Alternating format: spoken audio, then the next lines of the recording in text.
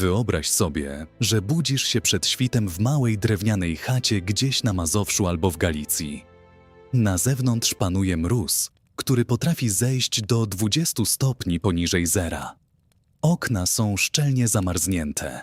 Nie widać przez nie nic, tylko mleczno-białą ścianę lodu. W izbie jest 7, może 8 osób. Dorosły gospodarz, gospodyni, starzy rodzice, służąca, może parobek. Wszyscy śpią na słomie, na pryczach, na piecu, jeden przy drugim, bo inaczej nie da się przeżyć nocy. I właśnie ten moment, tuż przed pierwszym pianiem koguta, jest początkiem dnia, który nie będzie miał nic wspólnego z tym, jak dziś wyobrażamy sobie zimę. Zanim przejdziemy dalej, krótka chwila dla nas. Większość z Was ogląda ten film na telewizorze, więc subskrypcja jest trudniejsza. Ale jeśli ta historia Was porusza, wróćcie na chwilę do telefonu i zasubskrybujcie kanał. Każda subskrypcja i każde udostępnienie sprawia, że te zapomniane opowieści docierają do kolejnych ludzi. To dla nas naprawdę ważne. Wracamy teraz do tamtej zimy. Dawna polska wieś nie znała kalendarza jako takiego. Znała pory roku. I zima była spośród nich najbardziej nieubłagana. Pamiętnikarz Jan Słomka, który urodził się w 1842 roku we wsi Dzików na Podkarpaciu i przez całe życie opisywał to, co widział wokół siebie. Zapisał z prostotą, która mrozi krew. Dawniej zimą śniegi bywały tak wielkie, że drogi znikały pod nimi całkowicie i przejazd gdziekolwiek stawał się niemożliwy. Wozy odkładano na bok na całą zimę, bo mogły poruszać się tylko sanie. Ptaki marły z zimna wprost w locie. Dzikie zwierzęta, zwabione ciepłem i zapachem zwierząt gospodarskich, zbijały się nocami pod ściany stodół i obór. To nie była zima z bajki. To była zima, która zabijała. A jednak codzienne życie toczyło się dalej, bo nie było innego wyjścia. Jeszcze przed wschodem słońca, gdy niebo nad zamarzniętymi polami zaledwie zaczynało szarzeć, gospodarz wstawał. Nie dlatego, że miał na to ochotę. Dlatego, że inwentarz nie mógł czekać. Krowy, konie, świnie. Wszystko to wymagało opieki bez względu na temperaturę i bez względu na to, jak bardzo zmęczone były ciało i kości. Etnografowie zanotowali to dokładnie. Włościanie wstawali po trzecim pianiu koguta, czyli około 4 rano. I tak samo było i na północy, i na południu Polski. Od Mazowsza po Małopolskę, od Kujaw po Podkarpacie.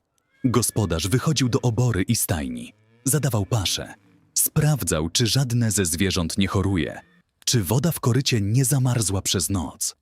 To była praca wykonywana w kompletnej ciemności, przy słabym świetle łuczywa albo kaganka, w mrożącym kości zimnie, w zapachu zwierzęcych odchodów i słomy.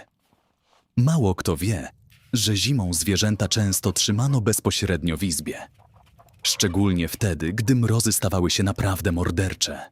Kury, prosiaki, a nierzadko kozy czy nawet cielęta wnosiło się do mieszkania, bo inaczej by nie przeżyły. I tak ta jedna izba, miejsce gotowania, jedzenia, spania, pracy i modlitwy, dzieliła przestrzeń ze zwierzętami. Historyk kultury Kamil Janicki, opisując realia chłopskiej egzystencji, przypomina, że sami chłopi krytykowali te warunki już w czasach Sejmu Wielkiego pod koniec XVII wieku, mówiąc wprost: nie mieszkamy w domach, lecz w okopciałych budach. To nie była przesada, to była gorzka prawda. Sama izba, do której wracamy myślami, była miejscem surowym w stopniu trudnym dziś do wyobrażenia. W chatach starszego typu, a takie dominowały jeszcze na przełomie XVII i XVIII wieku, nie było kominów. Był za to otwarty trzon ogniowy, kamienny lub gliniany, nad którym wieszano garnek na trójnogu.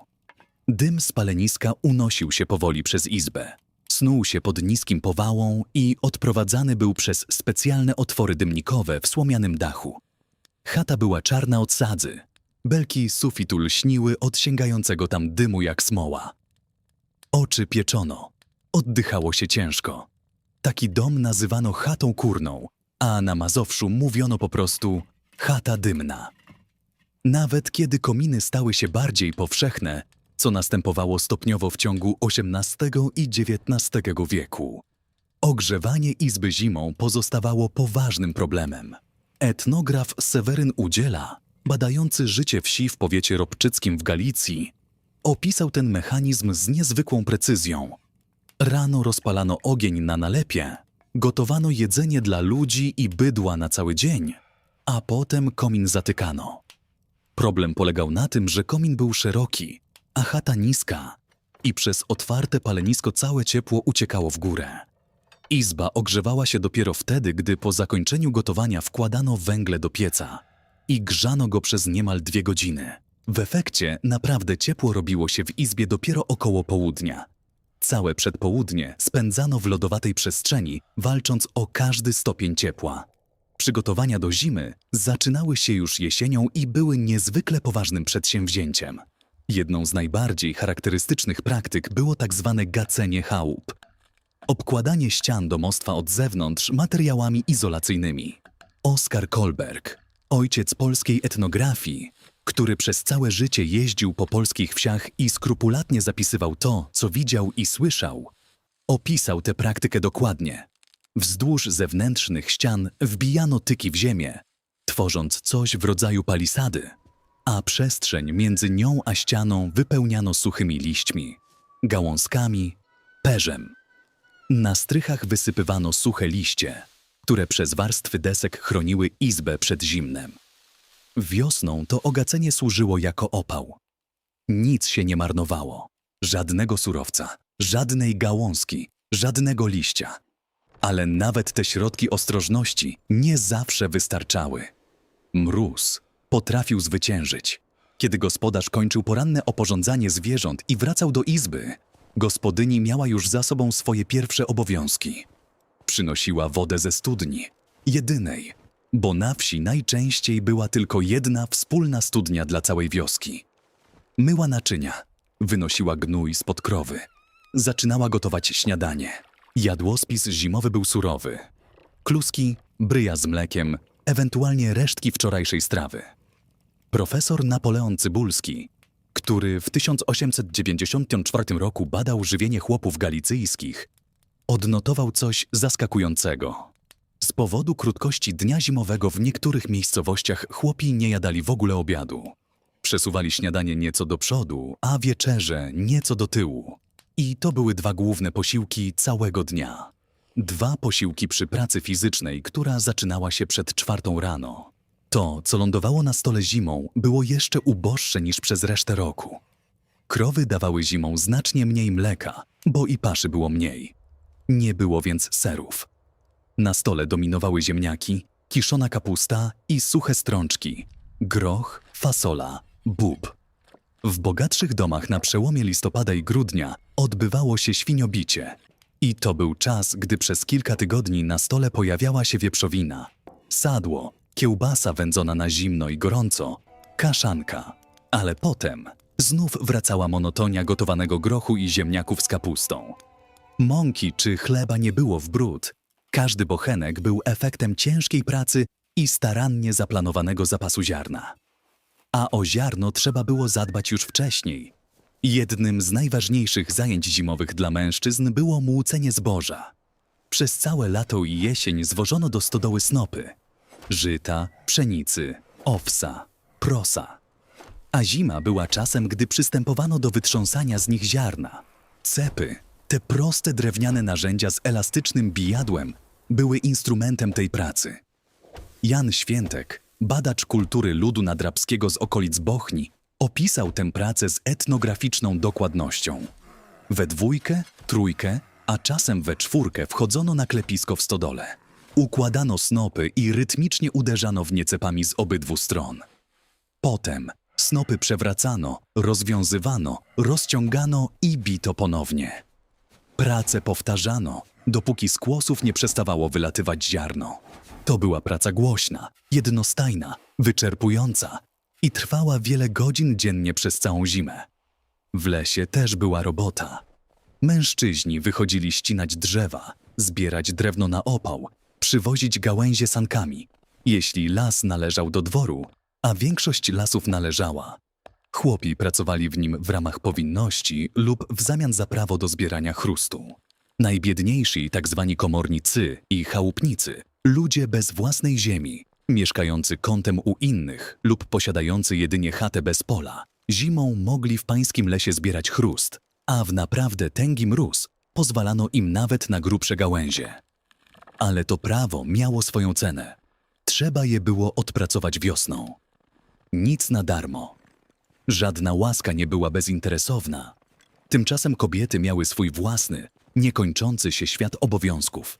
Przędzenie lnu i wełny było zimowym zajęciem kobiet przez całe wieki. Badaczki z redakcji pisma Głos od Kobiet Wiejskich w 1928 roku poprosiły wiejskie gospodynie, by opisały swój typowy dzień pracy. Z tych relacji wyłonił się zdumiewający obraz. Przędzenie, tkanie i inne ręczne roboty zajmowały chłopkom latem 30 minut dziennie, a zimą nawet 6 godzin. 6 godzin przy kołowrotku lub wrzecionie, po oporządzeniu zwierząt, ugotowaniu posiłku, wypraniu bielizny i posprzątaniu izby. Len trzeba było najpierw wyczesać, potem przez długie godziny skręcać w nić, nawijać na motowidło i dopiero wtedy można było przystąpić do tkania. Wiosną gotowe płótno wynoszono nad rzekę, moczono i wystawiało się je na słońce, żeby zbielało. To, co widała gospodyni na kołowrotku w grudniu, stawało się lnianą koszulą jej męża dopiero w maju. Ale przędzenie nie było tylko pracą. Było też okazją do spotkania. Od połowy listopada, przez całą zimę aż do mięsopustu, czyli do karnawału przed Wielkim Postem, na polskich wsiach zbierały się kobiety na tak zwane przątki lub wieczornice. Zygmunt Gloger, jeden z najważniejszych polskich etnografów i dokumentalistów dawnej kultury, uznał przątki za jeden z najstarszych zwyczajów ludu polskiego. Kobiety i dziewczęta gromadziły się wieczorami w największej izbie we wsi, przynosząc ze sobą kołowrotki, przęślice, wrzeciona i motowidła. Darto pierze, łuskano groch, obierano kapustę i przy tym śpiewano, opowiadano, rozmawiano. Muzeum Narodowe Ziemi Przemyskiej przechowuje opisy tych spotkań. Na wieczornicę kobiety szły z całą swoją robótką, a jeśli len był już przerobiony, haftowano, szyto, wykonywano ozdoby świąteczne. Stary pamiętnikarz Szczepan Pieniążek wspominał, że podczas takich zebrań opowiadano o biednych chłopach, którym geometrowie niesprawiedliwie zmierzyli pola, o zmorach, które nocą jeździły na koniach, o duchach przy cmentarzach i na skrzyżowaniach dróg. Długa, ciemna, zimowa noc była naturalna ramą dla takich historii, bo ciemność zimą była absolutna. Dziś trudno to sobie wyobrazić, kiedy słońce zachodziło o 16:00, a zimą w Polsce robi to właśnie o tej porze. Wieś pogrążała się w zupełnej czerni. Nie było latarni. Nie było elektryczności. Świece były kosztownym towarem, niedostępnym dla biedniejszych rodzin. Źródłem światła był kaganek wypełniony łojem, łuczywo, czyli kawałek drewna nasycony żywicą, który dymił i śmierdział, ale dawał trochę blasku. Albo samo ognisko w piecu. Przy takim oświetleniu przątki pochylały się nad swoją robotą, starsze kobiety szyły i łatały ubrania, mężczyźni wyrabiali lub naprawiali narzędzia, uchwyty do cepów, drewniane łyżki, oprawy do sań. Wieczór kończył się wcześnie. Gdy zebranie się rozchodziło, wszyscy wracali do swych chat, a już około 9:00 wieczorem cała rodzina kładła się spać. Ale w tej ciemności kryło się coś jeszcze. Strach. Zimowa noc na wsi nie była tylko ciemna. Była też zamieszkana przez siły, których nie dało się wyjaśnić. Lud wierzył w to głęboko, niezmiennie i od pokoleń. Na rozstajach dróg, a były one miejscem szczególnie niebezpiecznym, mogły czaić się duchy pokutujących grzeszników. Przy spróchniałych wierzbach pokazywały się zjawy.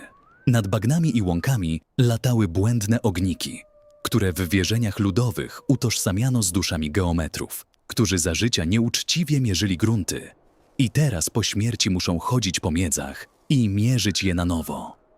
Lud Lubelszczyzny przekazywał sobie te opowieści z pokolenia na pokolenie. I nawet w XX wieku starsi mieszkańcy wspominali, że błędne ogniki widzieli na własne oczy. Coś, co uciekało, jak tylko człowiek do niego szedł. Może było to zjawisko naturalne, ale dla ówczesnego chłopa była to dusza, która kłamała za życia. Bohdan Baranowski, znakomity historyk zajmujący się kulturą ludową Polski, zbadał setki akt sądowych z XVII i XVIII wieku. To, co odkrył, jest zdumiewające. Wiara w czarownice, urocznicy i demony nie była marginesem. Była centrum codziennego życia. Gdy krowa przestawała dawać mleko, szukano przyczyny w złym uroku. Gdy ktoś niespodziewanie zachorował, pytano, kto mógł rzucić klątwę. Gdy zima była wyjątkowo sroga i zwierzęta chorowały, zastanawiano się, który z sąsiadów mógł oddać szczęście swego inwentarza złym siłom. Wierzenia te nie były oznaką głupoty ani zacofania. Były odpowiedzią na świat, którego nie dało się opanować. Świat, w którym jedna ciężka zima mogła oznaczać śmierć. Nie wszyscy jednak zostawali w izbie. W zimowe niedziele i święta kościelne, a tych było w staropolskim kalendarzu niemało, wieś wstawała nieco później i szykowała się do wyjścia. Msza w kościele była obowiązkowym centrum życia każdej polskiej wsi. Do kościoła szło się pieszo, przez zaspy, w lodowatym wietrze, niekiedy kilka kilometrów.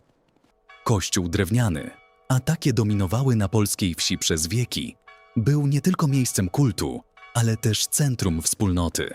To tutaj ogłaszano ważne sprawy, tutaj spotykali się sąsiedzi, tutaj wymieniało się nowiny i tutaj, przynajmniej przez kilkadziesiąt minut mszy, można było ogrzać się od tłumu ludzi, choć i kościoły zimą bywały bardzo zimne.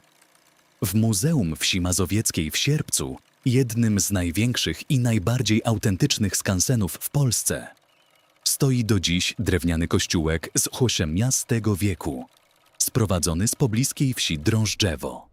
To właśnie takie budowle przez wieki tętniły niedzielnym życiem mazowieckiej wsi. Skromne, drewniane, z prostymi ławkami i zapachem wosku. Kiedy staje się w środku, można poczuć, że czas w tym miejscu zatrzymał się gdzieś między XVII a XIX stuleciem.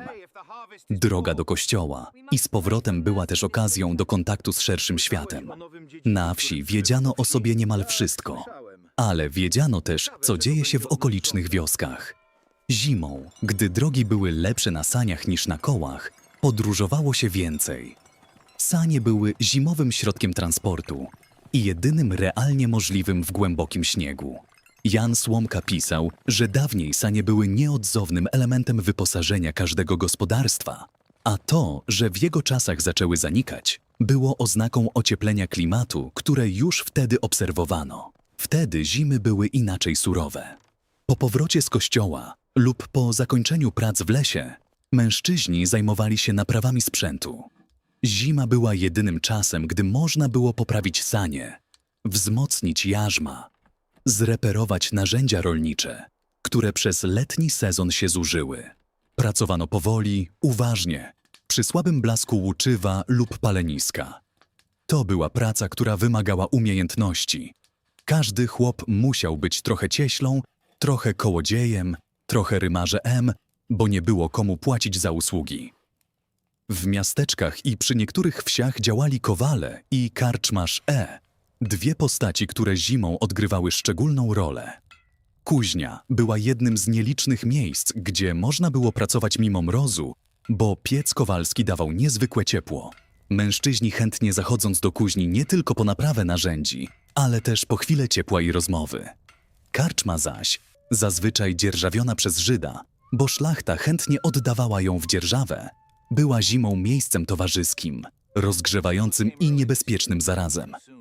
Alkohol lał się tam obficie.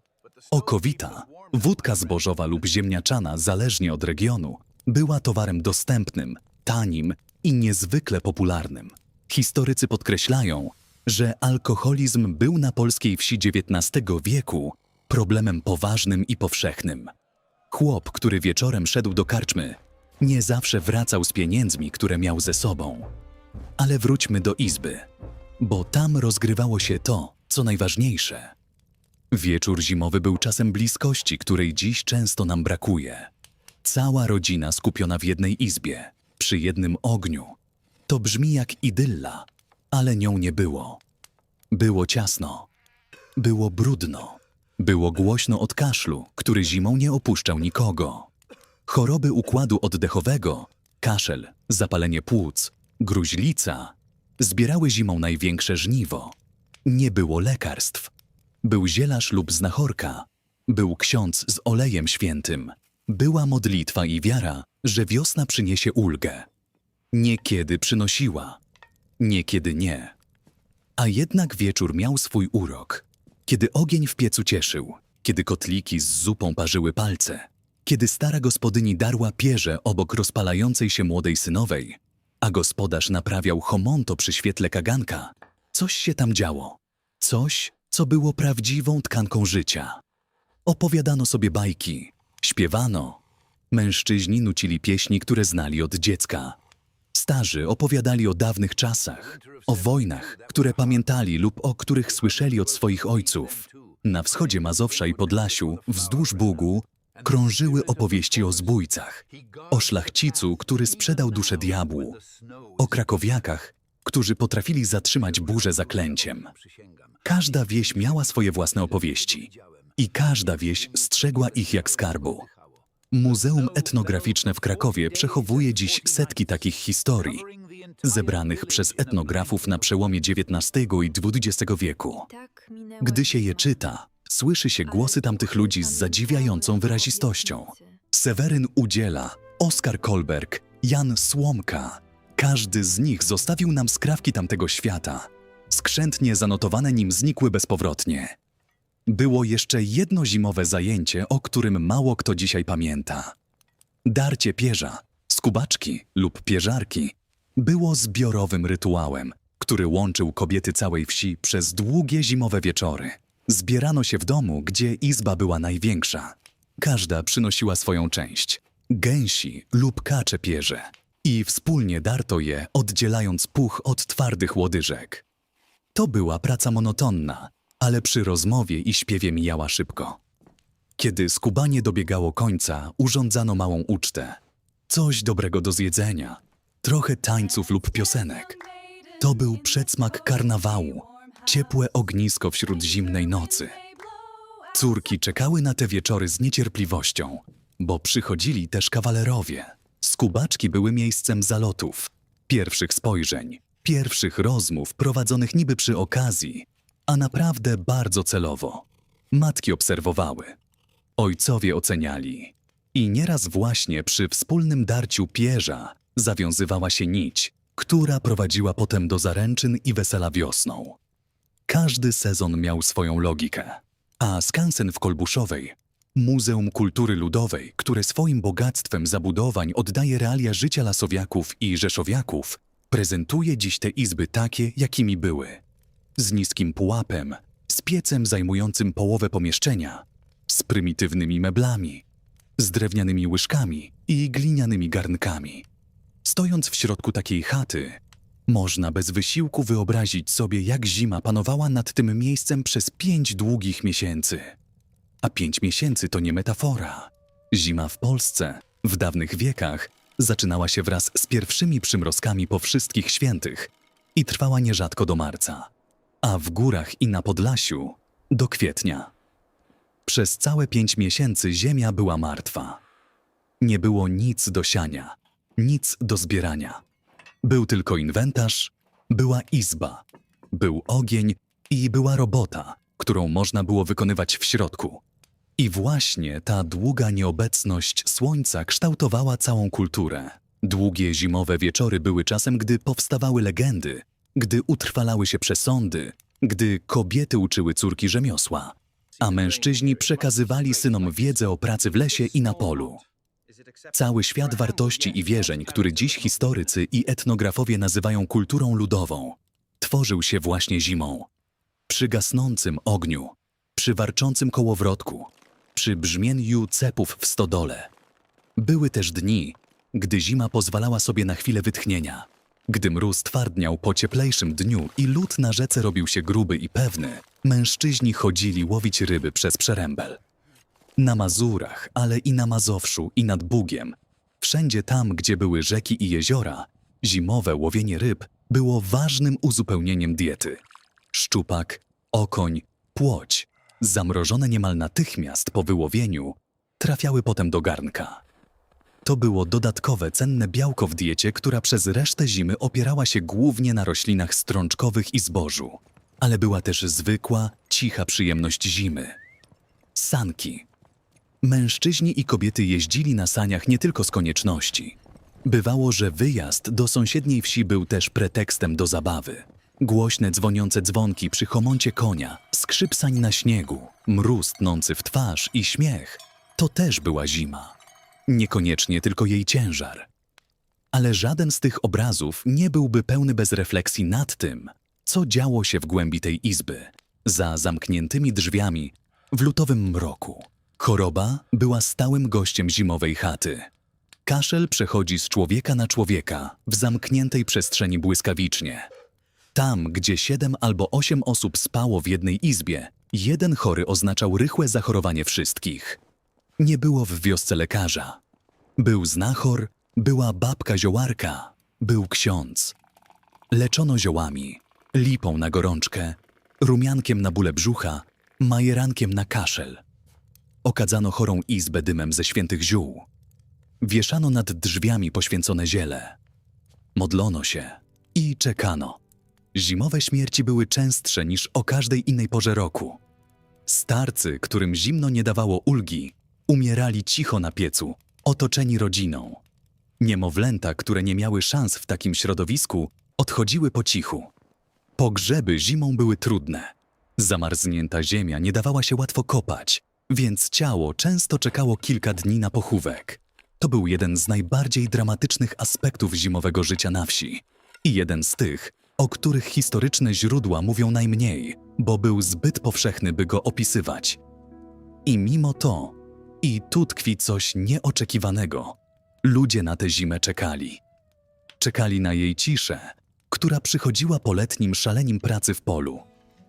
Czekali na wieczory przy ogniu, na przątki i skubaczki, na śpiewanie starych pieśni, na chwilę, gdy nic nie trzeba było robić na polu i można było siedzieć i myśleć, i rozmawiać. Zima była ciężka, ale była też, paradoksalnie, najbardziej ludzka ze wszystkich pór roku, bo zmuszała do bycia razem. Historyk i pisarz Tomasz Wiślicz, badając codzienność polskiej wsi epoki nowożytnej, podkreśla, że życie chłopskie nie było życiem w niekończącej się rozpaczy, choć warunki były twarde. Był w nim rytm, była wspólnota, była wiara. I to właśnie te 3 elementy – rytm pracy, wspólnota sąsiedzka i wiara religiozna – dawały siłę do przetrwania każdej zimy. Gdy w marcu albo w kwietniu śnieg zaczynał w końcu topnieć, a z podziemi wyłaniały się pierwsze krosty wiosennych roślin, cała wieś odżywała jakby ze snu. Wyganiano zwierzęta na pastwisko, otwierano okna, wywietrzano izbę z miesięcznej duchoty. Kobiety wynosiły nad rzekę płótno utkane przez zimę i moczyły je w zimnej wodzie, żeby zbielało na słońcu. Mężczyźni szli sprawdzić stan pługa i naostrzyć lemiesze. Zima była za nami. Znowu. Ale zanim nadejdzie tamta wiosna, zostajemy jeszcze przez chwilę w tej chłodnej, ciemnej, pachnącej dymem i sianem izbie. Bo to tutaj rozgrywało się coś niezwykłego. Prawdziwe, codzienne, ludzkie życie. Bez dekoracji, bez udawania. Ludzie, którzy przez 5 miesięcy walczyli z zimą, mrozem, głodem i chorobą. I mimo to znajdowali czas na śpiew, na bajkę, na miłość, na śmiech.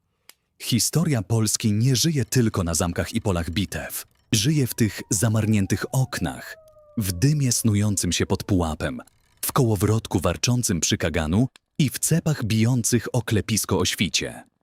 Żyje w milionach zwykłych ludzi, których imiona nie trafiły do żadnej kroniki, ale którzy co zimę wstawali przed 4 rano i szli w ciemność, żeby zadbać o to, co zostało im powierzone.